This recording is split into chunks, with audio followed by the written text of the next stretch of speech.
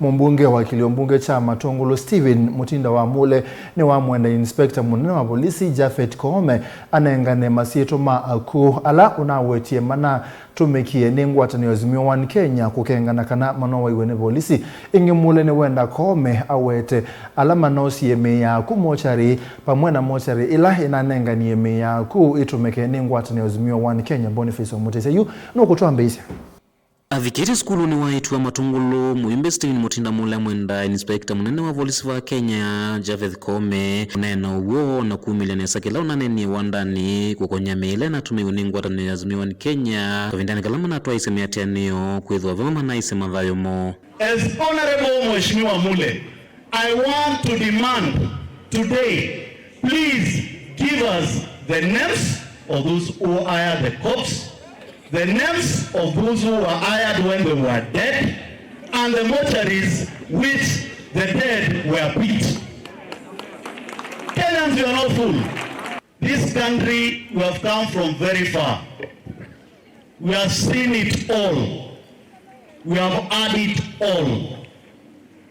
But it's the high time the leadership and the administration which is there need to realize Kenyans, we are not fools anymore. Wajinga waliisha. Mule watakana muvyolo kwa tiuni Japhet Koome we ilikonisia enende Kenya na timu vya wadha ukiwa nginyaithu na wiki kumuinge kavindani kalawende na udhukuma enende Kenya. To address IG Koome, you went publicly indicating that when Kenyans demonstrated peacefully, some of the leaders went to hire cops from mortuaries. You are in charge of a very huge docket called police.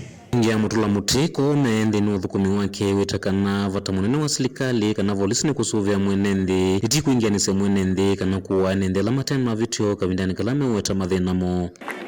We are going to remind you have a duty to protect Kenyans, not to kill Kenyans. We passed 2010 constitution to allow this country to be democratic. And don't imagine because you are IG, you are going to take us back to the dark days. Give us the names.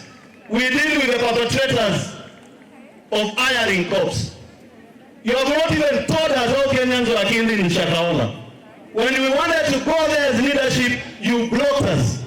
You may be the killer. Otauwa watakana maundu ingilame uneno na tongo ime serikali ni no kwenda na kuthoya uvungulwa mugo na ithokova Kenya na kila kiendende no na nyoloto yo musinu ilovi kumumuthanyani wa umundi ni kwenda ya kwithwa na muva Kenya. We want to be firm as Kenyans. We have decided we require a peaceful country. That's why we have agreed on peace talks to start today. Don't give us bullshit. Najua shida yao wakiambiwa ukweli ni kutisha viongozi. Niko hapo Matungulu, uko na polisi Matungulu, uko na chopo za polisi, mkitaka mnikujie.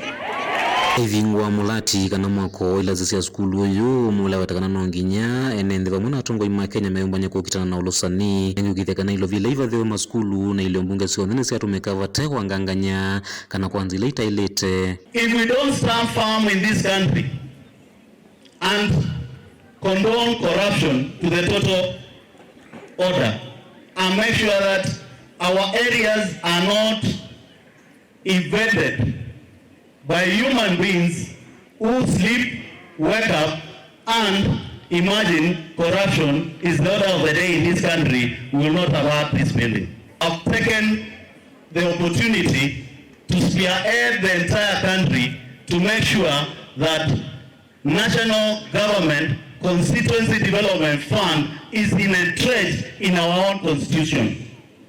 And that's why, even in the talks going on in Nairobi, which have started today, NCDF is one of the agendas.